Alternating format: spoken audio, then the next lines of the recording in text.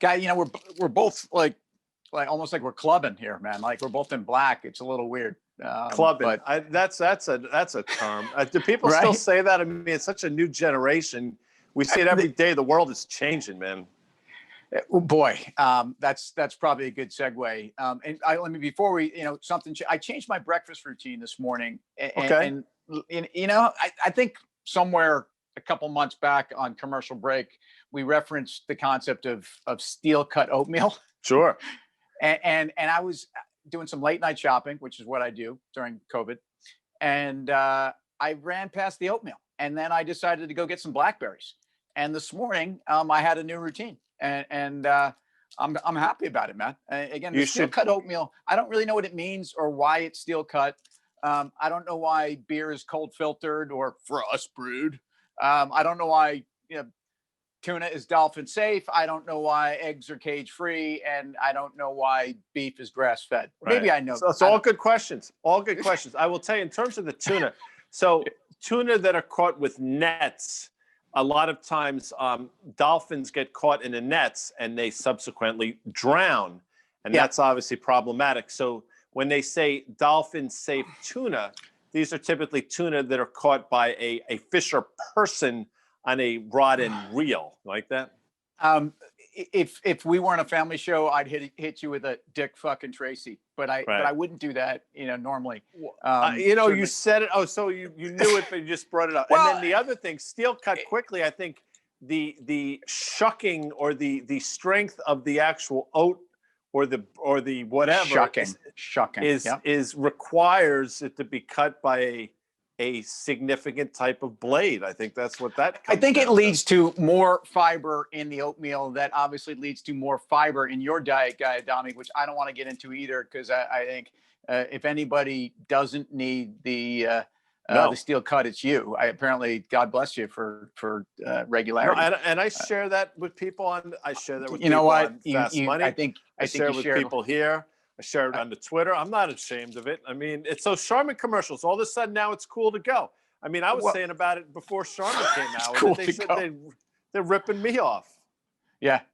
Well, I think what Charmin does is they turn it into a cartoon with bears that like to sit on the pot, and it's cute, but there's nothing cute about it. So, all right. So if cold filter doesn't necessarily equal, maybe it makes a better beer or maybe not. I mean, ultimately, watch what I do here. Go ahead. If a stock goes higher, whether it's on fundamentals or the fact that it just goes higher, does it really matter? Is it a better stock pick? And I think that gets to the heart of, first of all, the righteousness that's going on with the GameStop, AMC, BlackBerry. Let's go down the list. But that the Reddit, call it the retail, call it the Robinhood community, is saying this is our time. And what's it matter what the reason is? And there is some attempt to defend why we want to own GameStop, but it doesn't really matter. And frankly, the fact that maybe regulators, but at least that the big boys are getting upset over this, I think this conversation is like one we've had multiple times for the last 9 months, especially around the political structure. And your thoughts, please. Those dollars that show up in your if you made $1,000 on your GameStop position, those $1,000 are just as spendable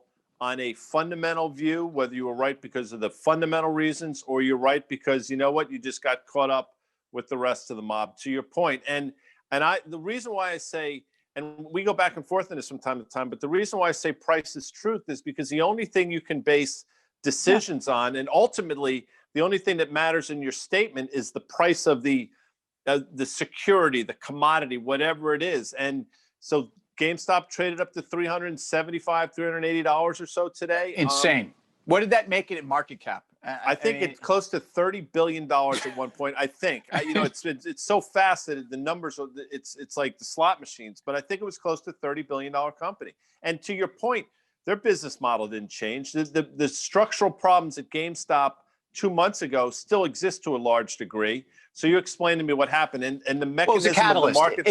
It was a linchpin, and it's never really that, right? It's that the linchpin was pulled because one of the this guy Cohen, one of the co-founders of Chewy, got in a board seat, and the sense was they could transform maybe, but it's really more a pushback against the system that Sure it is. the legacy hedge fund community. And let's be clear, hedge funds hunt in packs.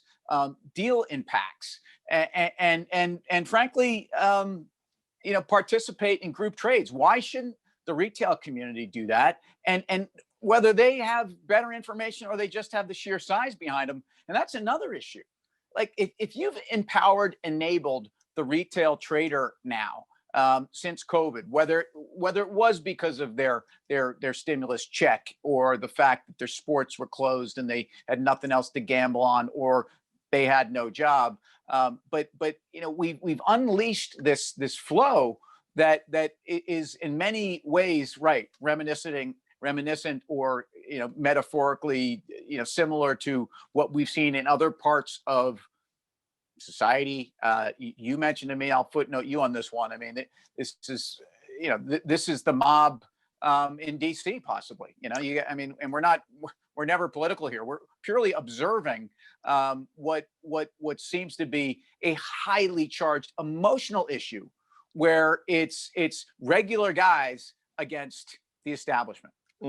It's fascinating. And listen, obviously the difference there is, and I know Tim knows this, and I'll mention, I mean, people obviously died when these people stormed the Capitol.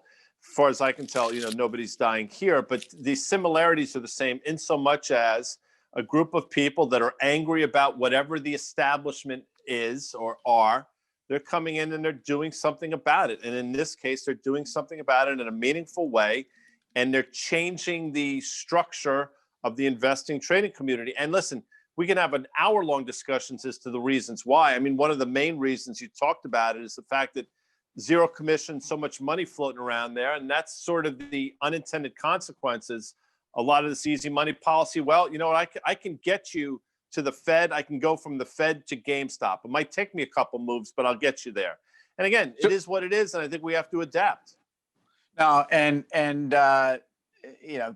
you I know were a big gamer, because I'd see you cutting class in college. Sure. And I'd catch you playing some Baby Pac-Man. Some Baby Pac-Man, and the sit-down Galaga table in the pub right by the Center Cafe. Hold on real quick. I will tell you that it's a different skill set to play the sit-down Galaga as opposed to the stand-up Galaga. And I was always a stand-up Galaga type of guy. And you know what? I don't like the way you just said that. And you said stand-up, almost as if because I actually sat down that you're superior. And there's a morality. No, there's a morality in your Galaga game that I don't have in mind. I find it more difficult to move adeptly and quickly enough sitting down to play the Galaga as opposed to stand. I would go as far to say I would go to 8 to 10 further rounds standing than sitting. Okay. Well, we clearly have many more rounds to play in this story around the retail investor who's only begun to fight on Wall Street. And frankly, I think the call it the snobbiness, call it the wake up call. Getting a stock right is what it's about, and ultimately owning a great company with great fundamentals and catching that that inflection and that catalyst point to the re-rating of the multiple is all great. What matters most are the dollars in your Schwab, E-Trade, TD Ameritrade, you name it, account, so that you can go play Galaga standing up. Way to bring it back together. That's well done. That's a great job by you. And listen, we're going to talk about this, I'm sure, tonight on Fast Money. We'll talk about it again, but we'd love to hear what you folks have to say. So add us if you want, but we'll be here for you, Tim. No, or we'll be clubbing. See you tomorrow.